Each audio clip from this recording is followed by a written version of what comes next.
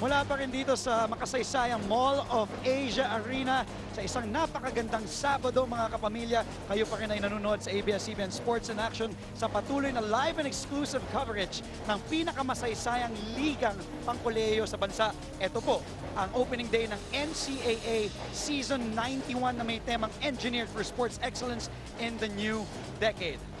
At kanina po nanalo na ang San Beda Red Lions sa Mapua Cardinals 102-89 at ngayon naman magtatapat sa isang semifinals rematch ang JRU Heavy Bombers at ang Arellano University Chiefs. Para po sa ABS-CBN Sports, ako po ay nagbabalik. Ako po si Andre Felix kasama ang aking idolo at isang legend po siya kung tawagin, si Coach AG Alan Gregorio. Coach, it's nice to be back with you. Magandang hapon at saka magandang hapon sa lahat ng ating mga tagapanood. Ano? Kanina, maganda yung ating nakitang first game. Pero ito nga, sinasabi mo, rematch between Arellano and JRU. The last time they played, nanalo ang Arellano by 7 points, 92-85. Tama na banggit mo, Coach, twice to beat po ang Arellano last season, number 2 facing the number 3, which was the JRU Heavy Bombers, at nag-prevail nga ang Arellano na eventually natalo po sa San Beda sa finals. Ngayon naman, Coach Alan, pag-usapan natin ang tournament format. Dun sa mga hindi nakakaalam, pag-usapan natin ano ba ang tournament format ng NCAA. Well, it's going to be a double round robin eliminations, total of 18 games para sa lahat ng koponan. Lahat ng Final Four, may kita mo dito, no? Yung number 1, kakalaban niya number 4. Yung number 2, makakalaban naman niya yung number 3. Of course, yung higher seed will have a twice to beat advantage. At tapos, yung best of 3 finals. Perfect, 18-0, step ladder Final Four ka na. Tama. And speaking of the Final Four, first time nga po for the Arellano Chiefs to reach the NCAA Finals last season. At ang JRU naman po ay qualified for the Final Four pagkatapos sila mag-miss out ng 2 seasons. Ngayon naman, Coach Alan, pag-usapan natin kaagad ang koponan ni Aerial Voyager, Verel Meneses, ang JRU Heavy Bombers. Well, Coach Poc, as I would want to call him, ano? Ang kanyang record last time, well, last season is 12 wins and 6 losses for him to have a number 3 seeding.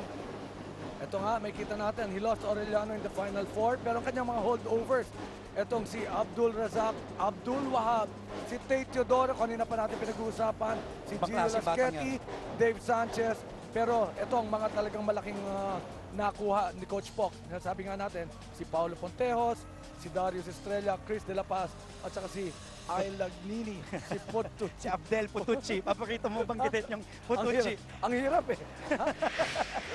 At syempre yan si Coach Verel Meneses, the Aerial Voyager, who will still rely dun sa full court defense nila, sabi ni Coach Verel. At syempre ang kanilang mga players, alam naman natin, after losing 2 seasons, nag-qualify kaagad sa Final Four in Season 90. Si Paulo Ponteos, galing nga yan ng San Beda. Darius Estrella, yung former NCAA Juniors MVP. Ang mga dapat asahan itong JRU Heavy Bombers, mga bata pero may experience na rin dito sa NCAA. Siyempre wala na dyan, Philip Panyamogan, Coach, and Michael Mabulak. At ngayon naman, puntahan natin ang kabilang koponan, ang koponan ng Defense Minister na si Jericho Deniera, ang Arellano University Chiefs. Of course, they made to the NCAA Finals for the first time last season. New head coach, Coach Jerry, at tingnan naman natin ang kanilang record, 13-5. Kita mo kanina, no, nung kausap natin siya, parang walang ka-pressure. Cool lang. Sanay na sanay. No? Papa Jing, as I would want to call him, Coach Jerry Codinera, had a record of 13 wins and 5 losses. Number 2, but he lost to San Beda in the finals. Ang kanyang mga holdovers, etong si Holtz, si Giovanni Halalon, Nicole Banga, at saka si Donald Gamaru. And also in for this season is Ronnie Martano. And ang masakit dyan, syempre, no? Nard Pinto, Prince Caperal, si Zachary Nicole, Keith Agovida, and I, Syria Cruz. They're no longer playing for Arellano this Ang daming season. nawala basically mula sa team na to na nag-reach ng finals last season. 7 players to be exact ang nawala, 8 players ang holdovers from last season. So mahihirapan ba ang Arellano Chiefs ngayon? Titingnan natin, makikita natin aasahan syempre si Giovanni Halalon, nakakagaling pa lang ng SEA Games, at si John C. Holtz ang kanilang stretch for na big man. Ngayon naman mga kapamilya, Siyempre, pag-usapan natin ngayon, alam naman natin, social media, Instagram, Twitter, Facebook, meron po tayong hashtag. Ang hashtag po natin sa buong season for the NCAA is hashtag NCAA Season 91. At para sa ngayong araw, sa ating game natin na JRU versus Arellano, it will be hashtag JRU vs AU. Ayan, kung may mga tanong kayo kay Coach AG, sa akin, o kahit kanino, kahit kay Boom Labrusca na mga kasama natin mamaya, itanong nyo lamang po sa Twitter, Instagram, at using those hashtags. At mamaya naman po malalaman natin ang ating starting five for both squads. Magbabalik po kami dito lamang sa Mall of Asia Arena para sa NCAA Season 91 sa ABS-CBN Sports and Action. Coach, selfie? Selfie. One time.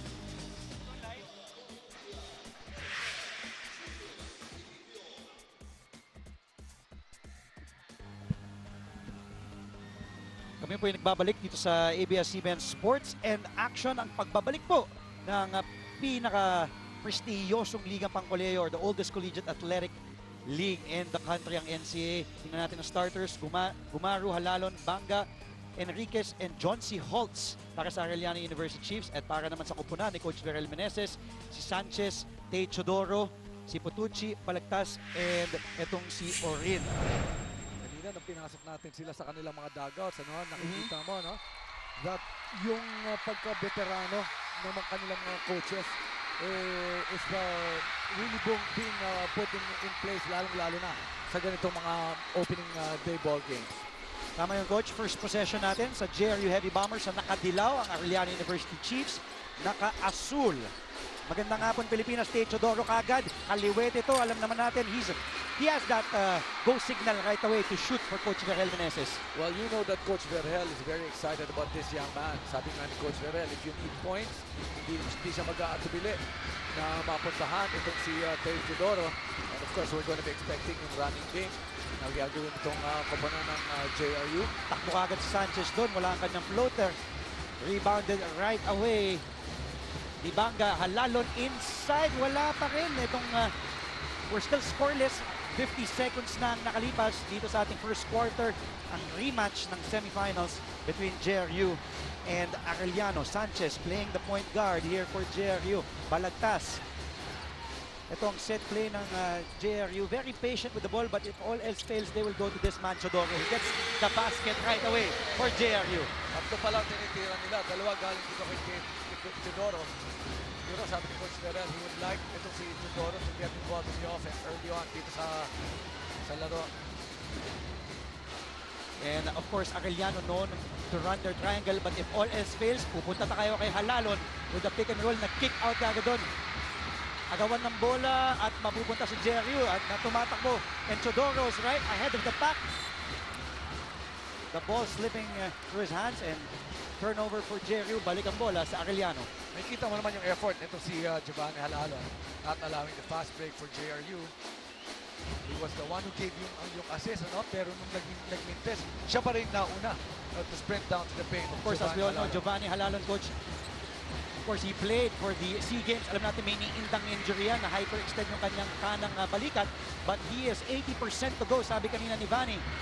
Naagawan ng bola and off and running is Tate Chodoro for the guys in yellow. Heavy Bombers, nice look inside to Sanchez for 2. That's gonna be 4 points already for JRU.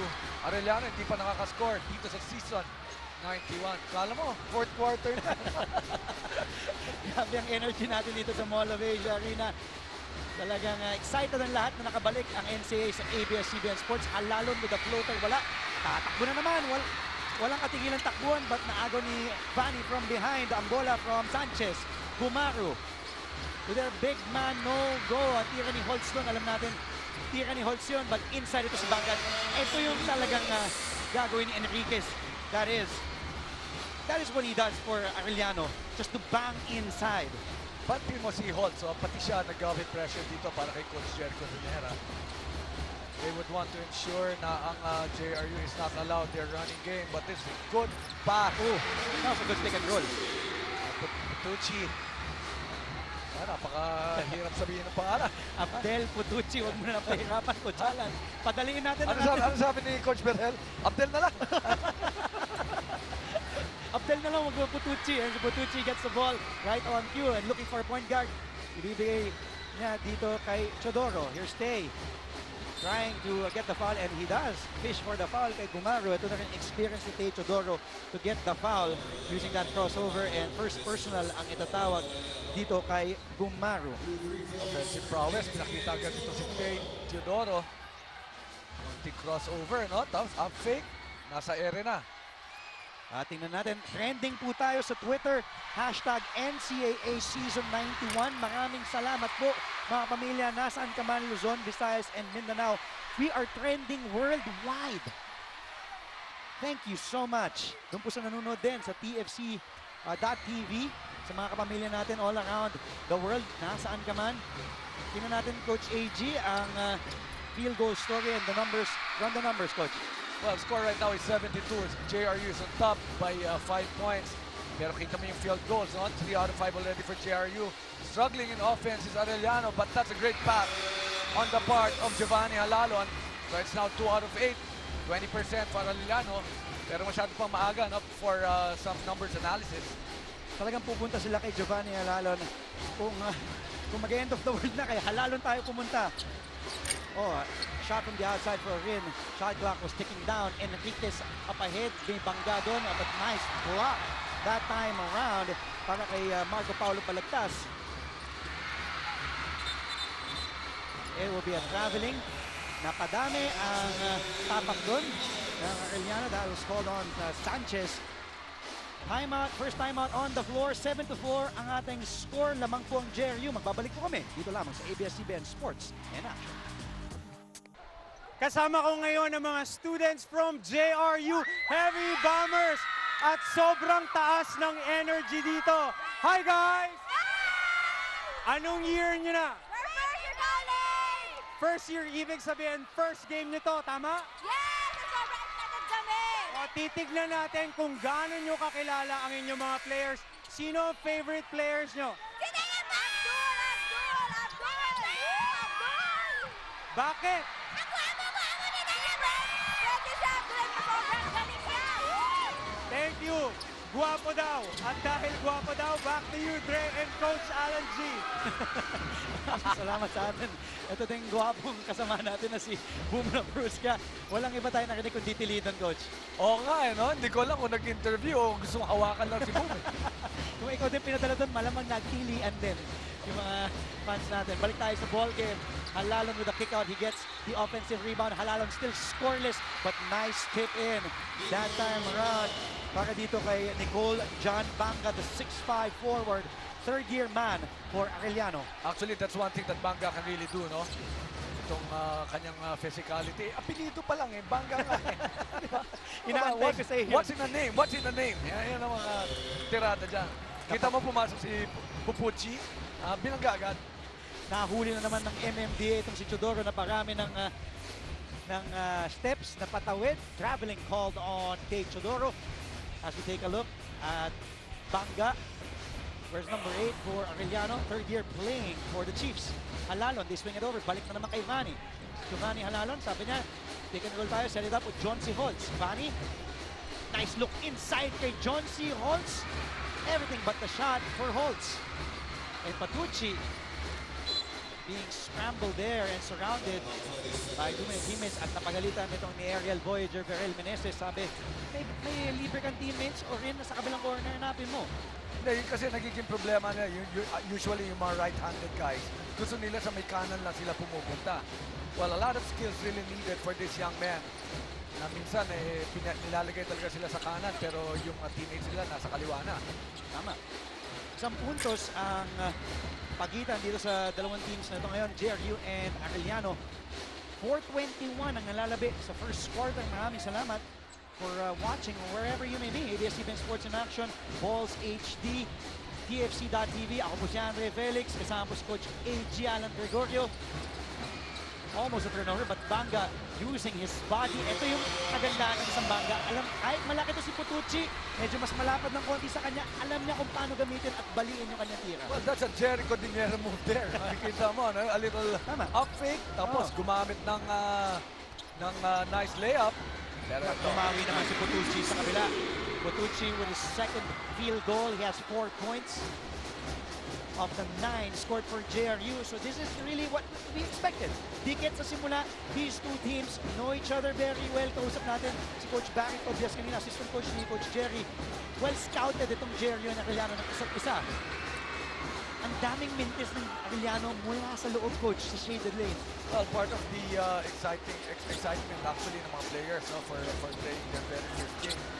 Pero ito nice yung look inside. I like the drop passes being done by JRU. Kanina pa yan, actually naka 6 points of those drop passes.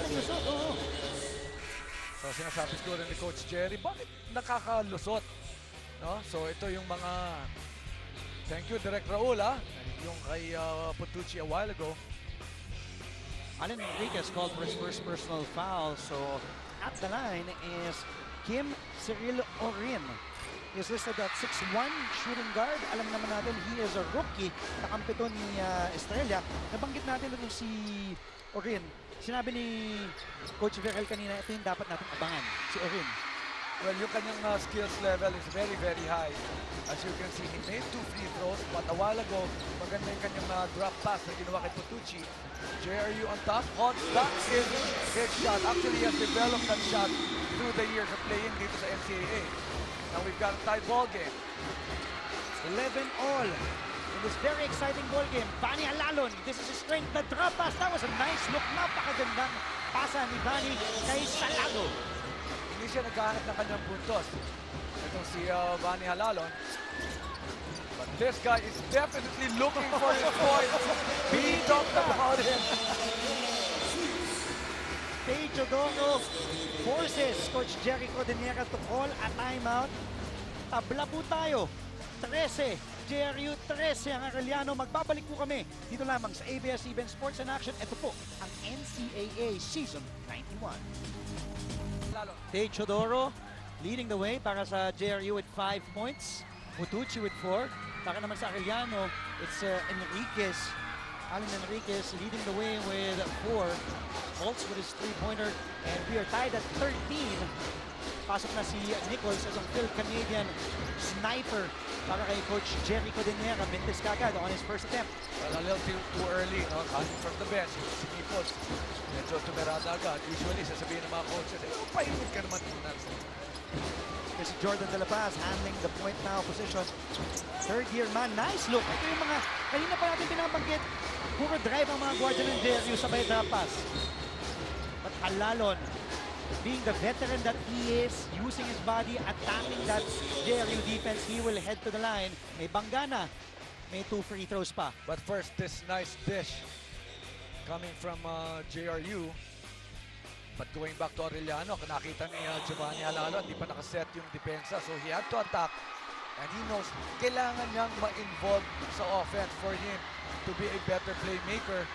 Giovanni Halalon, ang nagiging problema dito, he's right-handed and the pain sa kanyang shoulder actually is also on the right. Medyo talaga nakaka-bother tong kay Giovanni Halalon. Sabi niya, kanina nakausap natin coach sa dugout na he is 80% okay. Alam natin he sustained that injury when they played Indonesia in the first game, but although he played in the final game of the SEA Games itong si Vani, and he seems to be doing okay.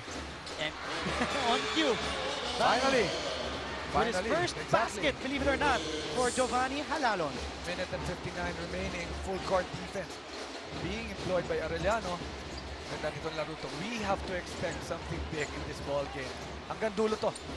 At dikitan talaga, Grospe now in the ball game for Coach Berel. Ang ganda ng man-to-man defense, 6 on the shot clock. Medyo to, hindi tinawagan. Humingi ng traveling assistant coaches ng Arellano. No, I don't think so. I don't think so. That was a nice extra step from Potucci. Yung paborito mo ba yung banggitin, si Potucci. Makukuha rin natin yan as we go along. No, minsan kasi nagiging Papucci, no? Patucci. Parang puto yata yung sinabi mo.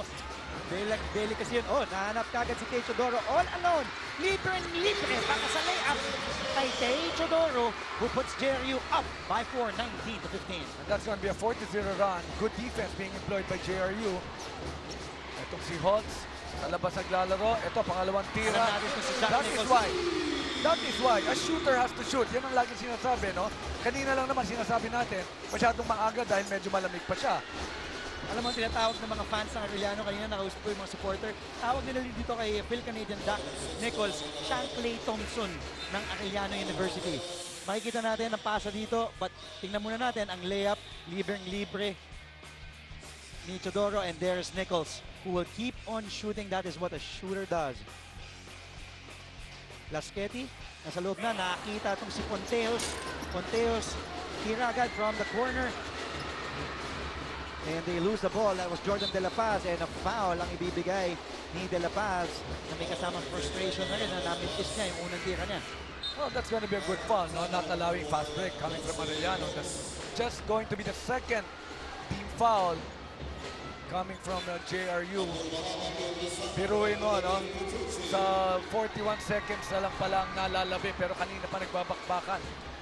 Well, nung very first part, first 3 minutes, I thought it was not going to be a good scoring ball game. But so far, so good. A very efficient scoring being shown by both quintets. Abdul Wahab ang pumasok ngayon. Yung dalawang centers na nagpapalitan si Abdul Wahab on your screens. Na sinabi lang mas defensive-oriented kumpara dito kay Patucci, kay Abdel Patucci na umupo na ngayon sa bench, who is more offensive-minded compared to Abdul Wahab. Turnover para sa Grospe, para sa JRU, courtesy of Grospe right there, losing a handle on the ball. John Irvin Grospe, third-year man, forward for JRU. Mecca, ito ang triangle offense ng Arellano, who will just keep on moving the ball. Walang halalon na ngayon. Let's see what the offense of Arellano will bring with 13, we got 11 seconds left in the first quarter. Nakuha ulit ni Salado, and he will head to the line. Ken Salado is fouled. We have to double check that. What happened there? Oh, Salado's going to be given 2 free throws. Itatawag ang foul kay Grospe. So Salado is at the line. Ken Salado. Kung si Ken Salado, of course, a guard who missed that from Cagayan de Oro.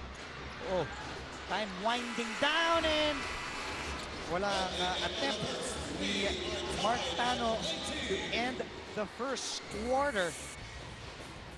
We'll take a look at JRU going down to Potucci. Nice move inside for the big man, and that outside shot of Zach Nichols. We are tied 19-all for JRU and Arellano. Magbabalik po ang NCAA Season 91.